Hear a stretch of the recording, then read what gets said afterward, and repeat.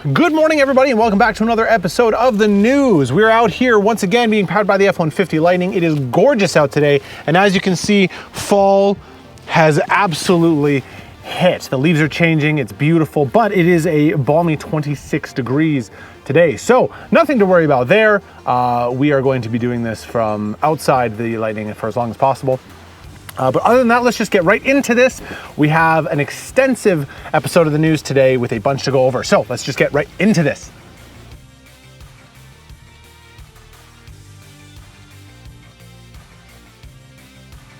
Starting things off, the Mach E Rally, which we've been talking about for a little bit now, is going to be competing in the Rebelle Rally. So what that is a 1,500-mile dirt roads, trails, 2 tracks out of California and Nevada. So Ford has been competing in the Rebelle Rally with pre-production models for the last little bit. They did the Bronco Sport, and then they did the big Bronco, and they were really successful. So I'm really interested to see how the Mach E Rally will do. It looks like they're putting a lot of effort into a rally-inspired electric vehicle. So if so, it'll probably be the first manufacturer to make a rally-inspired vehicle electric. So that's super exciting. Go down in the comments what you want to see in the future at the Rebelle Rally. It'd be cool to see maybe a Raptor, maybe the Ranger Raptor. A lot of the times Ford will actually put pre-production models in disguises, whether it's using the old body style but with all the underpinnings of the new one, so people don't know, and then they're going to say, hey, guess what, we actually competed with this vehicle already and it won. So they've been known to do it before, so keep an eye out. They might do it this year, but we do know for sure that the Mach E Rally will be taking part in the Rebelle Rally in California and Nevada.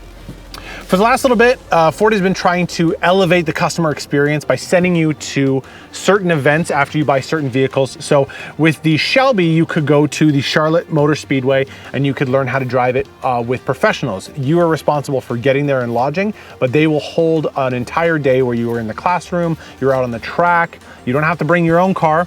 They're supplied, and then you can figure out how to drive that, you get the most out of your vehicle. So they have announced that for anybody who buys a EcoBoost or GT Mustang, you're actually able to do the same thing. So as long as you can get down there, they will provide a day of classroom, of track time, and all while learning how to drive this car. Now, it looks like with the GT and the EcoBoost Mustangs, it looks like they kind of have a choose your own experience where you can focus on track driving, drifting, line lock, burnout classes, and more. Obviously, those vehicles are going to have tons of new features in it for them to play around with.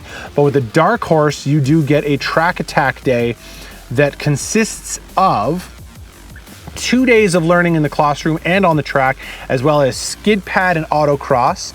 Learn how to use features like no lift shift, lead follow laps with 3 20-minute sessions, so you get to go actually in the car by yourself and go behind an instructor, and then also riding shotgun with an instructor who really knows how to get the most out of those vehicles. So these experiences are fantastic.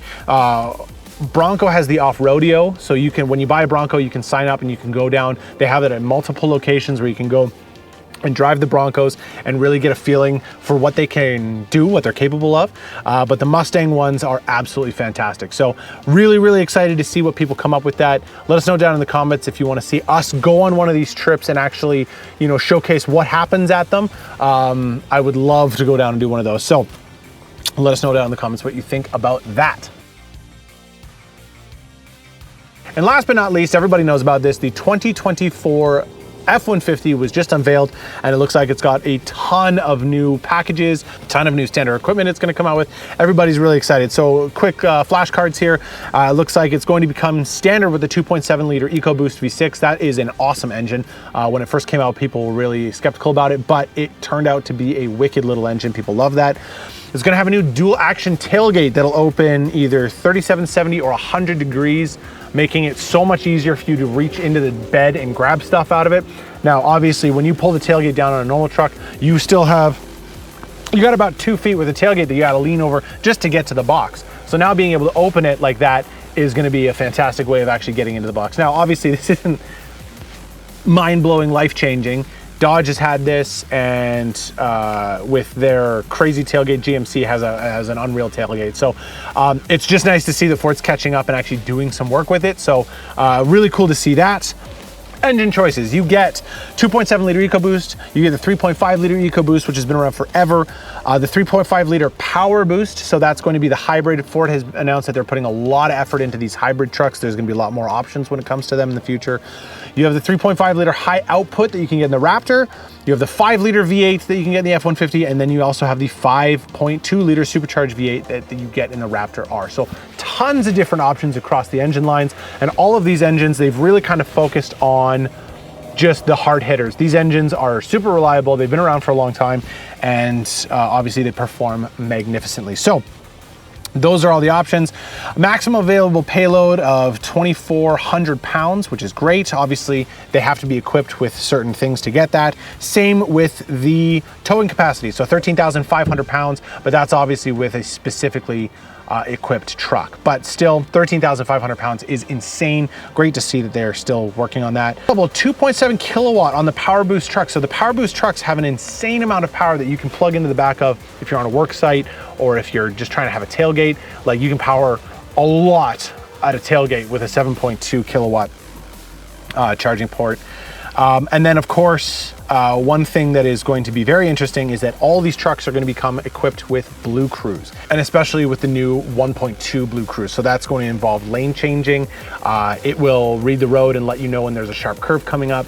So it's really, really a cool feature, and we're going to be going in depth with this on this channel. We're going to be doing a video in the next little bit about the details of Blue Cruise, and we're going to be showing it off to some of the staff here and making sure that they know how it works, and also freaking some people out, because hands-free driving takes everything that you know and all of the instincts that you've learned from driving and flips it on its head. So we're really excited to show that off. But other than that, that's kind of all that we have for this week. Let us know down in the comments what you think about the new 2024 F-150. I actually read something the other day that the F-Series, just the F-Series, not Ford in general, but just the F-Series, generates more revenue than Netflix, Starbucks. Like, it's a massive, massive nameplate. So we're excited to see how it builds from here. The new revised look looks great. The tailgate looks like it's going to be super helpful for people who actually use a truck to be a truck. But yeah, let us know down in the comments what you think. Thank you so much for watching, and we will see you next week.